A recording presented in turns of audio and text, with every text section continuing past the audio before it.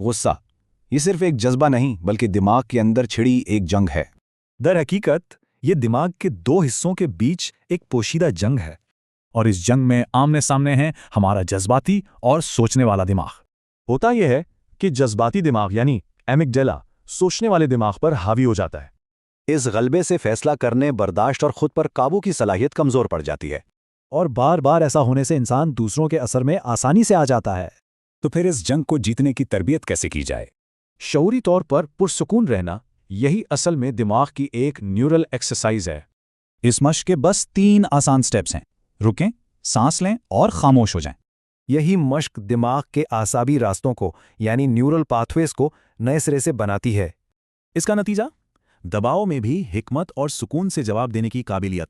سکون کا انتخاب انسان کو زیادہ دانشمند اور جذباتی طور پر مضبوط بناتا ہے۔ اس میں مدد کے لیے کچھ جدید اور مؤثر طریقے بھی موجود ہیں، جیسے کہ EFT یعنی ٹیپنگ تھراپی۔ یہ جذباتی دباؤ کو کم کرنے کا ایک مؤثر طریقہ ہے۔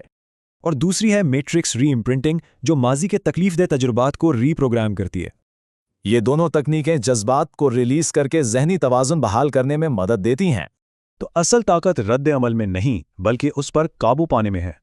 کیونکہ اصل طاقت رد عمل سے نہیں بلکہ رد عمل پر قابو پانے سے آتی ہے۔ تو اگلی بار جب غصہ محسوس ہو تو سوچیں، یہ احساس دراصل ہے کیا؟ یہ اپنے دماغ کو مضبوط کرنے اور اندرونی سکون کو جیتنے کا ایک موقع ہے۔